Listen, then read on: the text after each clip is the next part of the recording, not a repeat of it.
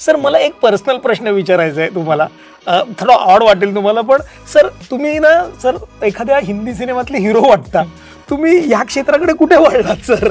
त्याच्यातून खरंच सोनं निघू शकतं. आय एम नॉट किडिंग, मी खोटं नाही बोलत आहे, खरं बोलतोय. तर याच्यातून व्यवसाय काय, त्याच्यात फायदा काय, अपॉर्च्युनिटी व्यवसायाची आहे का? गमतीच्या गोष्टींनी सुद्धा तुम्ही जेव्हा लोकांना मेसेजेस देता त्याच्यातून जर 1% जरी सुधारणा झाली तर I think that is a biggest appreciation. Plastic आणि कंपोस्टिंग हे होऊ शकत नाही. कंपोस्टिंग हे आपण लहानापासून ऐकलेलं आहे, म्हणजे मी माझ्या शाळेमध्ये सुद्धा शिकलेलो आहे. शाळेमध्ये हा सब्जेक्ट तुझ्या नव्हता? मला ताप आला होता तेव्हा सर, सॉरी.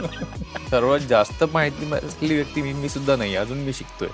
दररोज काही ना काही नवीन गोष्टी शिकत असतो. ते मगाशी जसं उल्लेख झाला तसं ते जेनेटिकली पास होत आलेले आपण सगळे शाळेत गेलोय ना. सर माझा फक्त चेहरा असा आहे सर. सर तुम्ही असं हे नका करू सर.